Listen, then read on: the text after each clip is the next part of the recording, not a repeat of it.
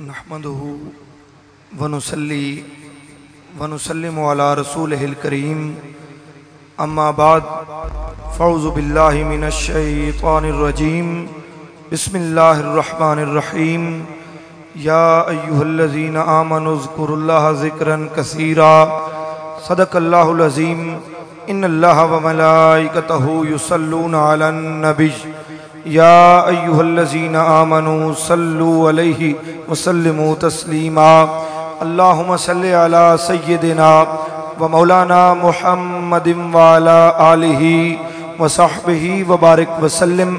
अस्सलातु वस्सलामु अलैका या सय्यदी या रसूल अल्लाह व अला आलिका व अस्हाबिका या सय्यदी या हबीब अल्लाह। किससे मांगें कहाँ जाएं किससे कहें और दुनिया में हाजत रवा कौन है। सबका दाता है तू सबको देता है तू, तेरे बंदों का तेरे सिवा कौन है। औलिया तेरे मोहताज ए रब्बे कुल, तेरे बंदे हैं सब अंबिया और रसूल।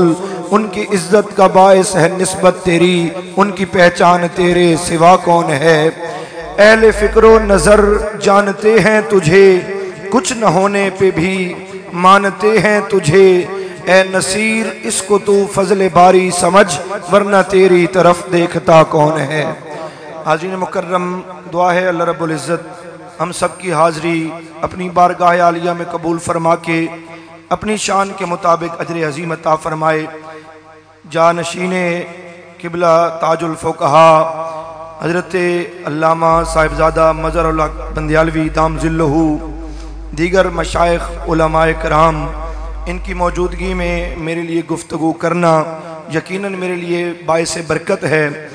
और मैं एक बात अर्ज़ करता चलूँ कि आज ये गुफ्तगू मैं आपके सामने जो कर रहा हूँ ये भी बंदियाल शरीफ का फैज़ान है, ये भी बंदियाल शरीफ का फैज़ है। वो किस तरह मैं अर्ज़ करता चलूँ।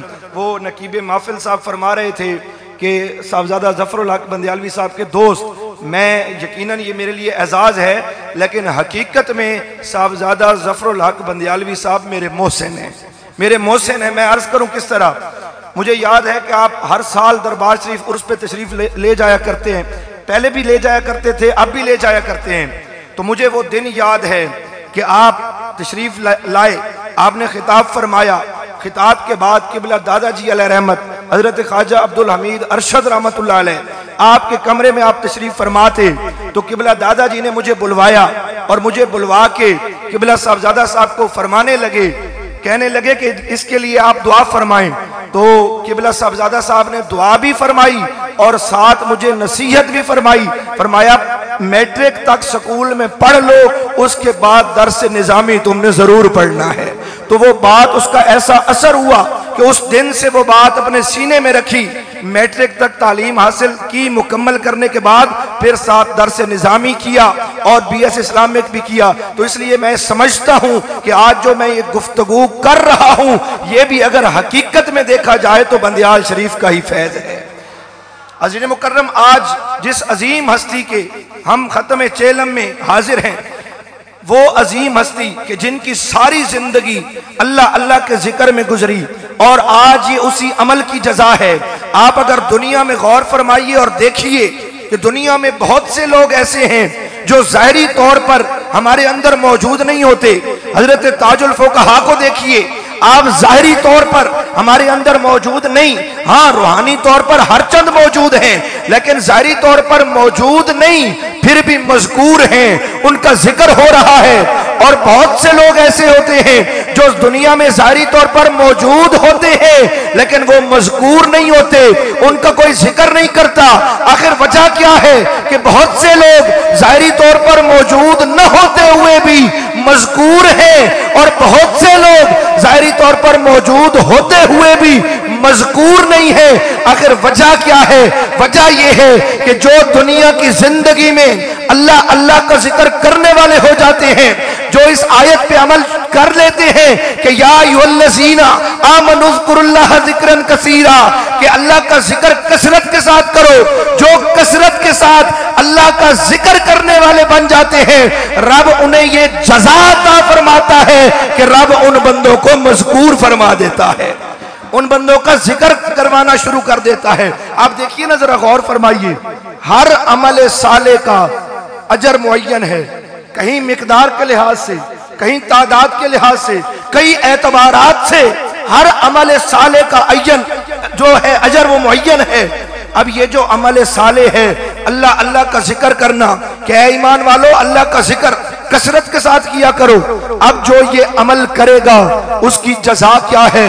रब फरमाता है उसकी जजा ये है, फज़कुरूनी अज़कुरुकुम, कि जो मेरा जिक्र करेगा मैं उसका जिक्र करूंगा। हर अमल साले की तरह अल्लाह का जिक्र करने का अजर ये है कि जो बंदा अल्लाह का जाकिर बन जाता है, रब उसे जज़ा ये अता फरमाता है कि रब अपनी मखलूक की जुबानों पे उस बंदे का जिक्र जारी फरमा देता है। और आप फिर जरा देखिए ना, बंदा महदूद है, बंदे का अमल भी महदूद है। अब बंदे ने अल्लाह अल्लाह का जिक्र किया अपनी दुनिया की ज़ाहिरी जिंदगी में, बंदे की चूंकि जिंदगी महदूद है तो बंदे का अमल भी महदूद है, और वो जजा देने वाला रब वो भी गैर महदूद और लामुतनाई है। इसी तरह रब की तरफ से जब जजा मिलती है वो भी गैर महदूद और लामुतनाई है। इसलिए जरा गौर फरमाइए, हुजूर ताजुल फुकहा ने अपनी जिंदगी अल्लाह अल्लाह करते हुए बसर की और लोगों को अल्लाह अल्लाह का जिक्र करना सिखाया। अब आप दुनिया से तशरीफ ले गए, अब आप दारुल जजा में तशरीफ ले गए। जब दारुल जजा में पहुंचे ना और रब की तरफ से जजा मिलना शुरू हुई, ये फज़कुरूनी अज़कुरुकुम के जो जलवे नजर आ रहे हैं, याद रखिए अब ये जजा ये भी लामहदूद है, गैर मुतनाई है। अब जब तक ये जमा रहेंगे आपका जिक्र खैर भी होता रहेगा।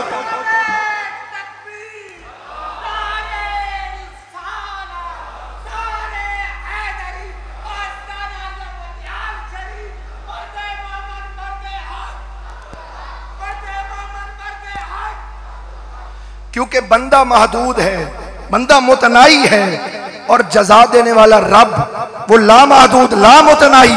तो रब की तरफ से जो जजा मिलती है वो भी गैर महदूद और लामुतनाई है।